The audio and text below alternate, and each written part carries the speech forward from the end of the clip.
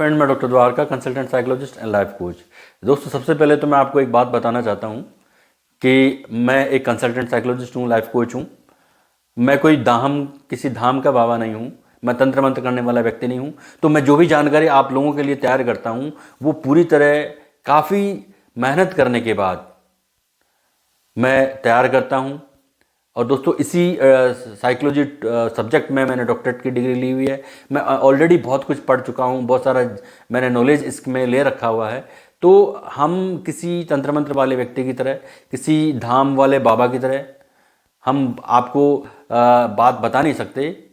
हम आपको साइकोलॉजिकली समझाने की कोशिश करते हैं। तो मैंने इसे मिशन बना रखा है। आप भले ही मेरे इस चैनल को सब्सक्राइब करें या ना करें, मुझे इससे कोई खास फर्क नहीं पड़ेगा।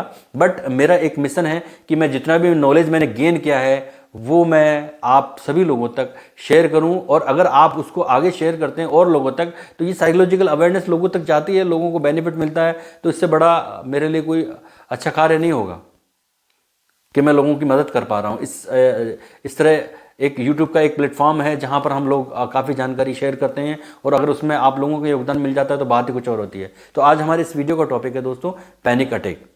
ये पैनिक अटैक क्या है? हम जनरली सुनते हैं लोगों में, एक आम होने वाली प्रॉब्लम हो गई कि बहुत से लोगों में देखने सुनने को मिलती है कि पैनिक अटैक फला व्यक्ति को आ गया, महिला को आ गया, या एक युवा व्यक्ति जहाँ था उसको आ गया। तो पैनिक अटैक आम समस्या हो गई, गंभीरता से लोग इसको लेने लग गए। तो एक्चुअल में पैनिक अटैक क्या है, उसके सिम्टम क्या है, एंड इस वीडियो में सबसे महत्वपूर्ण बात कि बहुत ही कॉमन ऐसे उपचार के तरीके जो व्यक्ति स्वयं करेगा और पूरी तरह इस प्रॉब्लम्स को अपने आप से दूर कर पाएगा, अपने आप को बचा पाएगा, दोबारा कभी पैनिक अटैक ना आए। तो वो खास तरीके मैं आपको इस वीडियो के जरिए बताने जा रहा हूँ। तो ये वीडियो बहुत इन्फॉर्मेटिव है। मैं सिर्फ इतना सा चाहता हूँ कि अगर आप मेरे वीडियो को देखते हैं तो पूरा देखें, समझने की कोशिश करें और कमेंट करें, ताकि मुझे ये पता लगे कि आपने मेरे वीडियो से क्या सीखा, क्या आपको जानने को मिला। तो दोस्तों, मैं आपको पहले बता दूं पैनिक अटैक क्या है। अचानक उत्पन्न होने वाला डर, अचानक एंजाइटी का हाई एक्सट्रीम लेवल जो है व्यक्ति महसूस करे, मतलब इतनी अधिक एंजाइटी महसूस करे कि व्यक्ति के जो सिम्टम हैं वो फिजिकली भी दिखने लगें और साइकोलॉजिकली भी व्यक्ति के सिम्टम दिखने लगें। तो जो है पैनिक अटैक वो स्थिति है जब व्यक्ति अचानक बहुत अधिक डर की स्थिति में आ जाता है, बहुत अधिक चिंता की स्थिति में आ जाता है। उस स्थिति को पैनिक अटैक कहा जाता है। अगर हम इसको एग्जांपल के जरिए मैं बताऊं, यानी कि एक व्यक्ति रोड पे जा रहा है, दो व्यक्ति आमने सामने बाइक चलाते हुए आ रहे हैं, दोनों टकरा गए, एक व्यक्ति को बहुत ज़्यादा लग गई, तो जो देखने वाला व्यक्ति था वो बहुत अधिक चिंतित हो गया, उसको डर हो गया कि ये स्थिति भी हो सकती है। ये एक एग्जाम्पल हो सकता है कि एक व्यक्ति एग्जाम देने जा रहा है, उसको अपने एग्जाम की लगातार चिंता हुई जा रही है, वो सोच रहा है कि मैं क्या करूं क्या नहीं करूं, उसमें एक डर की स्थिति हो गई, एंजाइटी की स्थिति हो गई। तो उसमें बहुत सारे फिजिकल और साइकोलॉजिकल सिम्टम दिखने लग जाते हैं। तो वो स्थिति पैनिक अटैक की स्थिति कहलाती है। अगर मैं इसके सिम्टम्स की बात करूं, सिम्टम्स पे गौर करिएगा। सिम्टम नंबर 1, व्यक्ति का हार्ट बीट का लेवल जो है वो कम और ज़्यादा कुछ भी हो सकता है। हार्ट बीट कम भी हो सकती है, हार्ट बीट ज़्यादा भी हो सकती है। व्यक्ति को सांस की तकलीफ हो सकती है, यानी कि वो सांस लेने में उसको कठिनाई महसूस होगी, कई बार उसको घुटन सी महसूस होने लगती है। व्यक्ति को पसीना आ जाएगा, व्यक्ति को चक्कर आने लगेंगे, व्यक्ति अपने आप पे कंट्रोल नहीं कर पाएगा, व्यक्ति को लगेगा यार मैं मर भी सकता हूं, क्या पता मेरी डेथ ना हो जाए। और व्यक्ति कुछ देर के लिए शॉक्ड रह जाता है, जड़वत रह जाता है, पत्थरनुमा हो जाता है कि ये क्या हुआ, ये स्थिति क्या हुई, किसी से बात नहीं कर पाता, बोल नहीं पाता। तो ये जो सिम्टम है ये सारे जो है पैनिक अटैक के सिम्टम है। जनरली ये 10-15 मिनट तक रहते हैं, कभी कभार आधे घंटे तक भी रह सकते हैं, लेकिन ये कम होते हुए चले जाते हैं। तो ये स्थिति जो है पैनिक अटैक की है। और ये जो सिम्टम है यही ठीक हार्ट अटैक के सिम्टम्स भी इसी तरह के होते हैं। तो कई बार व्यक्ति ये समझ लेता है कि ये हार्ट अटैक तो नहीं आ गया, और वो इस हार्ट अटैक के चक्कर में बहुत तेजी से बहुत सारे ऐसे एक्शन ले लेता है, हॉस्पिटल चला जाता है, डॉक्टर को दिखा देता है, टेस्ट करा लेता है, रिजल्ट उसका टेस्ट के अकॉर्डिंग नहीं आ पाता, क्योंकि उसको पैनिक अटैक आया हुआ होता है, तो वहाँ उसकी बहुत सी चीज़ें धीरे धीरे कम होती हुई नॉर्मल हो जाती हैं। लेकिन अगर उस पहले पैनिक अटैक को वो बहुत ही नॉर्मल फील करे, नॉर्मली कंट्रोल कर ले, तो दोबारा उसको पैनिक अटैक नहीं आए। नहीं, जो स्थिति पहले बार जो पैनिक अटैक आने में होती है, जिस तरह के सिम्टम होते हैं, अगर व्यक्ति उनको सोचने लगे तो दूसरी बार पैनिक अटैक आएगा, तीसरी बार आने लगेगा, चौथी बार आने लगेगा, तो वो पैनिक डिसऑर्डर में कन्वर्ट हो जाएगा, यानी कि वो आदतन उसमें ऐसा होने लगेगा, जो कि एक गंभीर स्थिति और हो जाएगी। तो ये इसके सिम्टम्स है। अब मैं इसके कुछ खास तरीके जो ट्रीटमेंट के हैं वो बताने जा रहा हूं। दोस्तों, जब भी पैनिक अटैक की स्थिति महसूस करता है तो सबसे पहले व्यक्ति उन सिम्टम्स को पहचाने, उन लक्षणों को पहचाने कि क्या क्या उसमें हो रहे हैं, तो उन लक्षणों को वो कंट्रोल करने की कोशिश करें।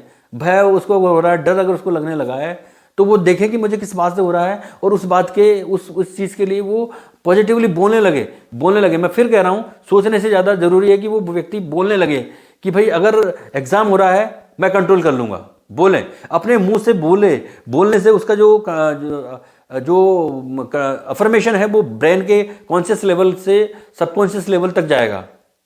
तो वो बोलना उसके लिए बेहद जरूरी है। तो वो बोले कि मैं इसको कंट्रोल कर लूंगा। खुद पर विश्वास करें कि मैं ठीक कर लूंगा, ये घबराहट कुछ देर की है, मैं खुद ही कंट्रोल कर लूंगा।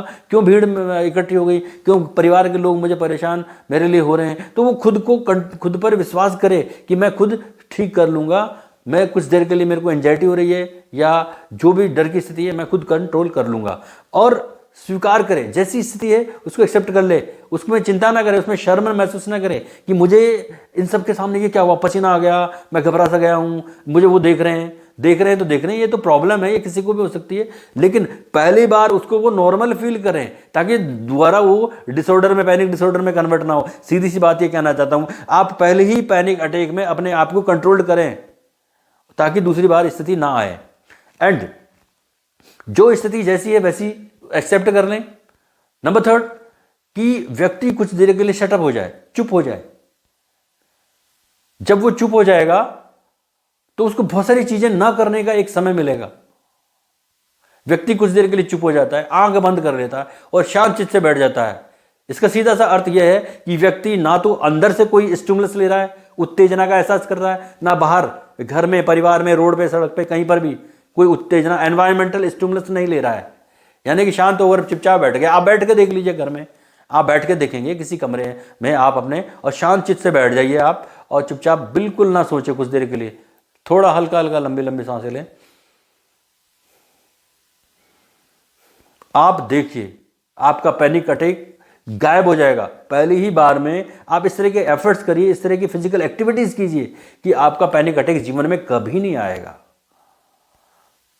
हम भी काफी एंजाइटी फील करते हैं, पर हम इस तरह की एक्टिविटीज हमने की हैं और उसका परिणाम यह है कि हमको कभी पैनिक अटैक नहीं आया, हमको कभी डॉक्टर को पास नहीं जाना पड़ा, ईईजी नहीं करानी पड़ी, हमने इसको हार्ट अटैक की स्थिति में नहीं समझा, ना हमने फैमिली मेंबर्स को समझ नहीं दिया। तो आप ऐसा करें, तो व्यक्ति को स्थिति को फेस करना पड़ेगा, कुछ देर स्वयं जो है कंट्रोल की स्थिति में रखना पड़ेगा खुद को, ताकि, और कुछ देर के लिए शांत चित्त से बैठ जाएगा, आंखें बंद कर लेगा, एनवायरमेंटल स्टिमुलस नहीं लेगा।